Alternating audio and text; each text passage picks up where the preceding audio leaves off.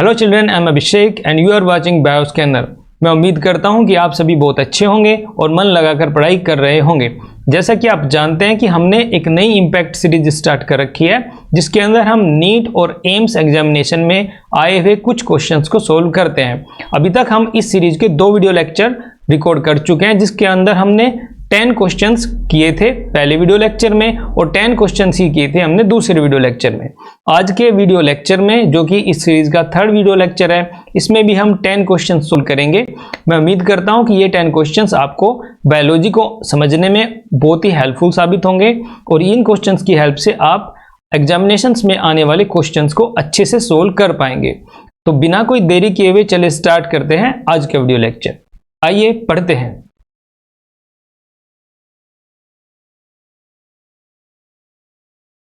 Okay बच्चों, चलिए start करते हैं आज का वीडियो लेक्चर और देखते हैं आज क्वेश्चन नंबर 1 हमारे सामने क्या है। क्वेश्चन नंबर 1 में हमसे पूछ रहा है who wrote the book genetics and origin of species. एक किताब का नाम है और किसने इसको लिखा था, ये हमसे पूछा जा रहा है।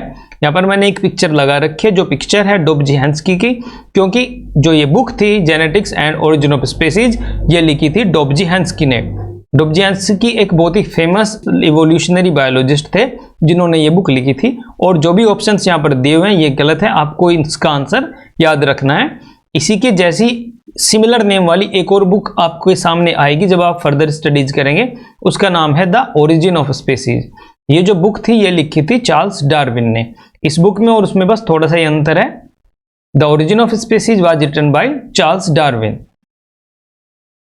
और अगर जेनेटिक्स पहले लगाया, genetics and origin of species, ये बुक लिखी थी डोब्झेंस्की ने।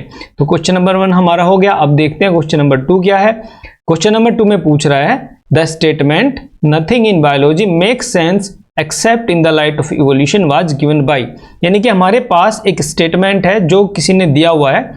किसने ये स्टेटमेंट दिया है, ये हमारे से पूछा जा रहा है। और स्टेटमेंट में ये कहा है कि बायोलॉजी में उस किसी भी चीज की सेंस नहीं बनती है, किसी भी ज्ञान की कोई सेंस नहीं बनती है अगर आपने उसको इवोल्यूशन के नजरिए से नहीं देखा है।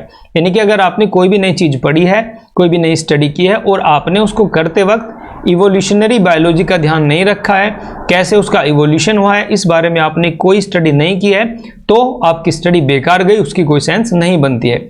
बहुत ही जबरदस्त और तगड़े वाला ये स्टेटमेंट है। ये स्टेटमेंट भी दिया था डोब्झेंस्की ने ही, जिनका फोटो आप अभी पिछली स्लाइड में देख के आए हैं। तो हमारा क्वेश्चन नंबर 2 का आंसर हो गया ऑप्शन बी, डोब्झेंस्की। अब देखते हैं क्वेश्चन नंबर 3 क्या है। क्वेश्चन नंबर 3 पे पूछ रहा है Crick one of the discoverer of DNA double helical structure was the man of. 4 options हमारे सामने हैं, जैसे कि हमेशा ही होते हैं। इसमें कुछ सब्जेक्ट्स दिए हुए हैं, यानी कि आपसे ये पूछा जा रहा है कि क्रिक जो थे, उन्होंने जो डीएनए की स्ट्रक्चर बताई थी, डबल हेलिकल स्ट्रक्चर जो होती है डीएनए की, वो किस विषय के ज्ञाता थे। यानी वो फिजिक्स के ज्ञाता थे, केमिस्ट्री के, जूलॉजी के या बॉटनी के। डीएनए की जो डबल हेलिकल स्ट्रक्चर है वो आप जानते होंगे। डीएनए के जो 2 स्ट्रैंड्स होते हैं वो एक दूसरे के ऊपर कोइल्ड होते हैं और एक दूसरे के ऊपर कोइलिंग करने के बाद में डीएनए के जो स्ट्रैंड की जो स्ट्रक्चर होते हैं उसको हम डबल हेलिकल स्ट्रक्चर बोलते हैं। ये जो double helical model of DNA था ये दिया था वॉटसन एंड क्रिक ने। यानी कि इन्होंने यहाँ पे पहले ही लिख दिया है Crick one of the discoverer, यानी कि ये एक है, यानी अकेला है, एक और कोई भी इसके साथ है, तो वो थे वॉटसन। तो ये नाम अब कंप्लीट हो गया, वॉटसन एंड क्रिक। इन दोनों ने मिलकर डीएनए की डबल हेलिकल स्ट्रक्चर के बारे में बताया था। जो दोनों वॉटसन एंड क्रिक थे ये केमिस्ट्री के टीचर्स थे, यानी ये केमिस्ट्री पढ़ाते थे, केमिस्ट्री के ये प्रोफेसर थे। तो हमारा जो ऑप्शन है ऑप्शन नंबर बी सही है, ये केमिस्ट्री के टीचर थे। अब देखते हैं क्वेश्चन नंबर 4 में क्या पूछ रहा है। Study of fruits is known as, यानी कि किस बायोलॉजी की ब्रांच के अंदर हम फ्रूट्स को स्टडी करते हैं। तो यहाँ पर हमारा ऑप्शन नंबर ए सही है। Study of fruits is known as pomology, यानी पोमोलॉजी बायोलॉजी की वो ब्रांच है जिसके अंदर हम फ्रूट्स के बारे में पढ़ते हैं। जो सेकंड ऑप्शन है वो गलत है, क्योंकि इसके अंदर बताया पैलिनोलॉजी। पैलिनोलॉजी के अंदर हम पोलन ग्रेन्स की स्ट्रक्चर के बारे में पढ़ते हैं। पोलन ग्रेन्स के बारे में थोड़ा सा आपने हर्बेरियम वाले वीडियो लेक्चर में पढ़ा था। आपने ये पढ़ा था कि जो हर्बेरियम होता है उसमें प्लांट्स को प्रिजर्व करके रखा जाता है और उसी के साथ साथ उनके पोलन ग्रेन्स भी प्रिजर्व हो जाते हैं। और पोलन ग्रेन्स की हेल्प से हम इवोल्यूशनरी बायोलॉजी से रिलेटेड बहुत सारा डेटा कलेक्ट कर सकते हैं। हम ये जान सकते हैं कि बहुत सालों पहले किस तरह से पोलन ग्रेन्स डेवलप हो रहे थे, क्या उनकी स्ट्रक्चर थी और आज उसकी स्ट्रक्चर में क्या चेंजेस आ गए हैं। जिस ब्रांच में हम पोलन ग्रेन्स के बारे में पढ़ते हैं उस ब्रांच को हम कहते हैं पैलिनोलॉजी। तो ऑप्शन 2 पैलिनोलॉजी गलत है इस क्वेश्चन के हिसाब से। थर्ड ऑप्शन है सी डेंड्रोलॉजी। डेंड्रोलॉजी में हम क्या पढ़ते हैं? डेंड्रोलॉजी में हम पढ़ते हैं ट्रीज के बारे में। Dendrology the branch of biology in which we study about trees. Fourth option है एंथोलॉजी। एंथोलॉजी में हम पढ़ते हैं पोएम्स के बारे में, यानी कि ये एक आर्ट होती है जिसमें कोई राइटर होता है, बहुत सारी पोएम्स लिखता है, उसका जो पूरा पूरा कलेक्शन होता है उसको हम एंथोलॉजी बोलते हैं। तो क्वेश्चन नंबर 4 का आंसर हम समझ गए हैं, फ्रूट्स की स्टडी हम करते हैं पोमोलॉजी में, तो option number A is correct. अब देखते हैं क्वेश्चन नंबर 5 क्या है। William Harvey is known for the discovery of, यानी कि विलियम हार्वे को क्या चीज डिस्कवर करने के लिए जाना जाता है, किस चीज के लिए वो फेमस है? विलियम हार्वे ने जो डिस्कवर किया था वो था ब्लड सर्कुलेशन। हमारी बॉडी में कैसे ब्लड का सर्कुलेशन होता है उसकी पूरी की पूरी जो मैकेनिज्म है वो विलियम हार्वे ने डिस्कवर की थी। तो क्वेश्चन नंबर 5 का आंसर हो गया William Harvey discovered blood circulation. अब देखते हैं क्वेश्चन नंबर 6 क्या है। क्वेश्चन नंबर 6 में पूछा जा रहा है who is called father of zoology, यानी जूलॉजी के पिता किसको कहा जाता है? Father of zoology is called Aristotle. ये आप बहुत ही पहले से जानते हैं, अगर आप मेरे वीडियो लेक्चर्स स्टार्टिंग से फॉलो कर रहे हैं तो आप इसका आंसर बड़ी आसानी से दे सकते हैं। Father of zoology and father of biology is called Aristotle. अब हम देखते हैं डार्विन ने क्या किया था। डार्विन ने दी थी थ्योरी ऑफ नेचुरल सिलेक्शन, तो डार्विन फेमस है थ्योरी ऑफ नेचुरल सिलेक्शन के लिए। थर्ड ऑप्शन दिया हिपोक्रेट्स। हिपोक्रेट्स जो थे इनको फादर ऑफ मेडिसिन कहा जाता है, यानी कि जितने भी डॉक्टर्स होते हैं उनको हिपोक्रेटिक ओथ भी दिलाई जाती है जब वो डॉक्टरी करना स्टार्ट करते हैं। तो बहुत ही महत्व है हिपोक्रेट्स का मेडिसिन के अंदर, यानी कि जितनी भी डॉक्टर से रिलेटेड सारी स्टडीज हैं उनका जो फादर है उसको वो बोला जाता है हिपोक्रेट्स को। Hippocrates is father of medicine. Fourth option Theophrastus. Theophrastus is father of botany.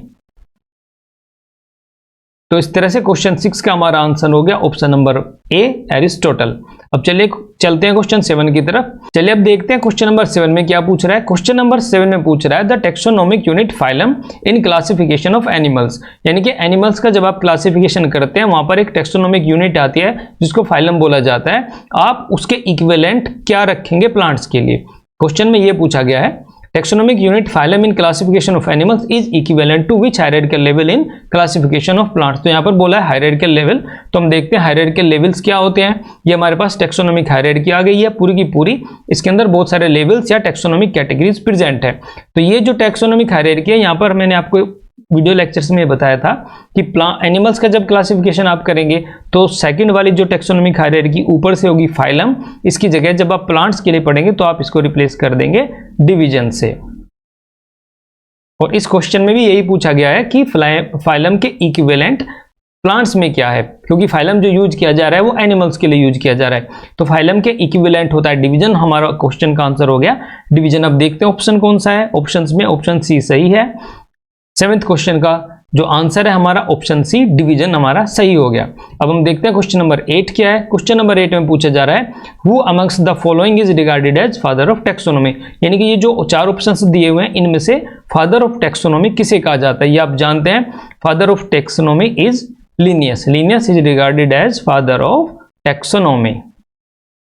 तो हमारा आंसर है ऑप्शन बी। सबसे पहला जो ऑप्शन दिया है तख्तजन। तख्तजन ने क्या किया था? तख्तजन ने फ्लावरिंग प्लांट्स यानी एंजियोस्पर्मिक प्लांट्स के लिए क्लासिफिकेशन सिस्टम दिया था, इसलिए तख्तजन फेमस है। तो यहां पे मैं लिख देता हूं, ये हो गया ऑप्शन 1। अब हम देखते हैं ऑप्शन सी क्या है। ऑप्शन सी है Bentham and Hooker. Bentham and Hooker ने क्या किया था? बेंथम एंड हुकर जो थे वो फेमस थे नेचुरल सिस्टम ऑफ क्लासिफिकेशन के लिए। हमने 3 टाइप का क्लासिफिकेशन सिस्टम पढ़ा था, artificial system of classification, natural system of classification and phylogenetic system of classification. तो जो नेचुरल सिस्टम ऑफ क्लासिफिकेशन था वो दिया था बेंथम एंड हुकर ने। So Bentham and Hooker were famous for natural system of classification. Fourth option है Theophrastus. Theophrastus को father of botany कहा जाता है। तो ये हो गया क्वेश्चन नंबर 8। अब हम देखते हैं क्वेश्चन नंबर 9 क्या है। कॉज ऑफ मिमिक्री इज, यानी कि मिमिक्री के पीछे क्या कारण होता है।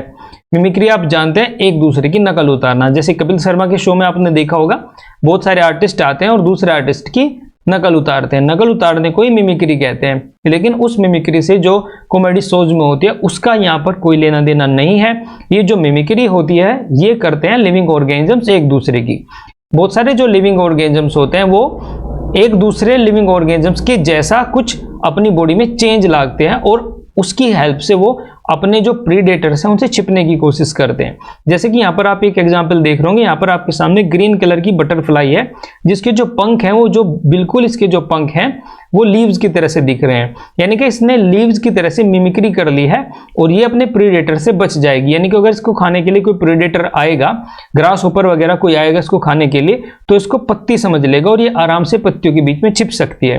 तो इसके अंदर मिमिक्री के अंदर हो ये रहा है कि दो ऑर्गेनिजम्स हैं जो बिल्कुल एक दूसरे से टेक्सोनोमिकली बहुत ही डिफरेंट है। एक एनिमल है, ये है जो हमारे पास, बट ये एनिमल है और ये जो है ये प्लांट है, यानी कि दो टेक्सोनोमिकली डिफरेंट जो ऑर्गेनिजम्स है वो एक दूसरे को मिमिक कर रहे हैं, यानी एक दूसरे के जैसी फॉर्म अपना रहे हैं। यानी कि यहाँ पर जो ये बटरफ्लाई है ये लीव्स की तरह से अपनी स्ट्रक्चर को बना रही है और इसने अपने आप को छिपा लिया है। तो इस घटना को, इस नेचुरल फिनोमेना को जो लिविंग ऑर्गेनिजम्स के अंदर होती है, इसको हम मिमिक्री कहते हैं। अब क्वेश्चन में पूछा जा रहा है कॉज ऑफ मिमिक्री इज, यानी मिमिक्री का क्या कारण होता है। मिमिक्री कब करते हैं लिविंग ऑर्गेनिजम्स? जब इनको अपने प्रीडेटर से छिपना होता है, यानी कि इनको खाने के लिए, मारने के लिए कोई आ रहा है, जब ये उससे छिप रहे हैं, अपने आप को प्रोटेक्ट करना चाहते हैं या फिर ये छिपकर किसी दूसरे को पकड़ना चाहते हैं, तब ये मिमिक्री करेंगे। कुछ ऑर्गेनिजम्स ऐसे होते हैं कि वो दूसरे प्लांट्स को बहलाने फुसलाने के लिए उसके जैसा हो जाते हैं। जैसे कि आपने देखा होगा कई जो चैमलियन होते हैं वो जो प्लांट, जो ट्रीज होता है उसकी पूरी का पूरा जो स्टेम होता है उसके जैसी शेप, उसके जैसा ही कलर अपना अटेन कर लेते हैं और छिप जाते हैं, और जिसको वो खाना चाहते हैं उसको वो पता नहीं लग पाता है कि ये ट्री का ट्रंक है या कोई चैमलियन है। तो इस तरह से वो अपना प्री को खा भी सकते हैं। तो दोनों ही काम यहाँ पर इस मैकेनिज्म से कंप्लीट कर रहे हैं। ये दूसरे के ऊपर अटैक भी कर सकते हैं और अपने आप को प्रोटेक्ट भी कर सकते हैं। यही ऑप्शन हमारे सामने है, isolation, attack, protection, both B and C. Isolation का मतलब होता है कि अलग होना, यानी मिमिक्री ये कर रहा है दूसरों से अलग होने के लिए। तो ये दूसरों से अलग नहीं होना चाह रहा है, ये दूसरे के जैसा दिखना चाह रहा है और उसका पर्पज है या तो वो अटैक करेगा या अपने आप को प्रोटेक्ट करेगा। तो जो ऑप्शन डी है इसमें दोनों के दोनों ऑप्शन दिए गए हैं, बोथ बी एंड सी, वो ये इसका करेक्ट आंसर हो गया। क्वेश्चन नंबर 9 का करेक्ट आंसर हो गया बोथ बी एंड सी। अब देखते हैं हम क्वेश्चन नंबर 10 क्या है। क्वेश्चन नंबर 10 में पूछा जा रहा है study of ticks and mites is called, यानी कि बायोलॉजी की वो ब्रांच जिसमें हम टिक्स और माइट्स की स्टडी करते हैं उसको आप क्या कहते हैं? तो टिक्स और माइट्स की स्टडी हम करते हैं एक्रोलॉजी के अंदर। तो बायोलॉजी की वो ब्रांच जिसके अंदर हम टिक एंड माइट्स की स्टडी करेंगे वो हो गई केरोलॉजी। इसके अलावा यहाँ पर बहुत सारे ऑप्शन दिया है, एक दिया एंथोमोलॉजी, मेलेकोलॉजी और कार्सिनोलॉजी। इनको एक बार मैं आपको बता देता हूँ, हल्का सा, ज़्यादा आपके लिए इंपॉर्टेंट नहीं है। एंथोमोलॉजी के अंदर आप इंसेक्ट्स की स्टडी करते हैं, मेलेकोलॉजी के अंदर आप मोलस्क्स की स्टडी करते हैं और कार्सिनोलॉजी के अंदर क्रस्टेशियंस की स्टडी की जाती है। तो इस तरह से ये हो गया हमारा क्वेश्चन नंबर 10। अब देखते हैं क्वेश्चन नंबर 11 क्या है। क्वेश्चन नंबर 11 में पूछा जा रहा है name the scientist who was awarded Nobel prize, यानी कि उस साइंटिस्ट का आपको नाम बताना है जिनको नोबेल प्राइज मिला। किस लिए? फॉर हिज जेनेटिक स्टडीज, उन्होंने जेनेटिक्स में कोई स्टडीज की, वो क्या थी? Linear arrangement of genes on the chromosomes in fruit fly, यानी फ्रूट फ्लाई जो होती है उसका यहाँ पर इन्होंने बायोलॉजिकल नेम भी लिख दिया ड्रोसोफिला मेलानोग्रेस्टर। ये फ्रूट फ्लाई होती है, इसके अंदर उन्होंने स्टडी की थी कि जो जीन्स होते हैं उसमें उसका लीनियर अरेंजमेंट होता है उनके क्रोमोसोम्स के अंदर। तो उस साइंटिस्ट का आपको नाम बताना है। यहाँ पर 4 ऑप्शन है, इनमें से जो साइंटिस्ट थे जिन्होंने डिस्कवरी की थी वो थे टी.एच. मॉर्गन। टी.एच. मॉर्गन ने बताया था कि जो फ्रूट फ्लाई होती है उसके अंदर जो क्रोमोसोम्स होते हैं उनके अंदर जीन्स जो है लीनियर अरेंजमेंट में प्रेजेंट होते हैं। तो यहाँ पर आप क्रोमोसोम्स देख रहे हैं, ये क्रोमोसोम्स हमारे पास 4 पेयर्स ऑफ क्रोमोसोम्स है और उन्होंने, यानी कि जो टी.एच. मॉर्गन साहब थे उन्होंने ये बताया कि ये 4 पेयर्स ऑफ क्रोमोसोम्स है और इसके अंदर, क्रोमोसोम्स के अंदर इस तरह से लीनियर अरेंजमेंट है जीन्स का। तो ये डिस्कवरी इन्होंने की थी और इसीलिए इनको टी.एच. मॉर्गन साहब को नोबेल प्राइज भी दिया गया था। अब बहुत जगह आप आगे की फर्दर क्लासेस में पढ़ेंगे कि ड्रोसोफिला मेलानोगेस्टर का जेनेटिक स्टडीज में यूज किया जाता है। कई बार ये क्वेश्चन भी आपसे पूछा जा सकता है कि ड्रोसोफिला मेलानोगेस्टर का ही जेनेटिक स्टडीज में इस्तेमाल क्यों किया जाता है। तो उसका रीजन बहुत ही सिंपल है, जो ड्रोसोफिला होता है उसको स्टडी करना बहुत आसान होता है क्योंकि इसके अंदर सिर्फ 4 पेयर्स ऑफ क्रोमोसोम्स होते हैं, यानी कि जैसे हमारी बॉडी के अंदर 23 पेयर्स ऑफ क्रोमोसोम्स होते हैं, ड्रोसोफिला के अंदर सिर्फ 4 पेयर्स ऑफ क्रोमोसोम्स होते हैं। तो 4 पेयर्स ऑफ क्रोमोसोम्स को देखना, समझना, स्टडी करना आसान है compare to 23 pairs of chromosomes. दूसरा फायदा ये होता है ड्रोसोफिला को स्टडी करने का, ये इसकी जो जनरेशन है बहुत ही तेजी से ग्रो करती है। 10 डेज के अंदर इसके जो नए एडल्ट हैं वो प्रिपेयर हो जाते हैं और इसकी जो इंटरनल ऑर्गेनाइजेशंस होते हैं, जैसे इसकी आइज की कलर हो गया, विंग्स की शेप हो गई, फॉर्म हो गई, उनका कलर हो गया, उनको एनालाइज करना बहुत ही आसान होता है क्योंकि 10 डेज के अंदर ही ये मैच्योर हो जाते हैं। इस तरह से जेनेटिक स्टडीज में ड्रोसोफिला मेलानोगैस्टर या फ्रूट फ्लाई का यूज किया जाता है। अब इसी ऑर्गेनिज्म का यूज किया टी.एच. मॉर्गन ने और उन्होंने अपनी स्टडीज की जेनेटिक्स में, जिनके लिए उनको नोबेल प्राइज से नवाजा गया। तो ये हो गए आज के हमारे 10 क्वेश्चंस। आज हमने 11 क्वेश्चंस किए हैं। मैं उम्मीद करता हूं कि आपको ये 11 क्वेश्चंस अच्छे से समझ में आ गए होंगे। कोई डाउट है, अगर आपको कोई क्वेश्चन आपको समझ में नहीं आ रहा है तो आप कमेंट बॉक्स में लिख के उसका आंसर पूछेगा। तो मिलते हैं नेक्स्ट वीडियो लेक्चर में, जिसके अंदर हम नेक्स्ट 10 क्वेश्चंस को करेंगे। Thank you for watching.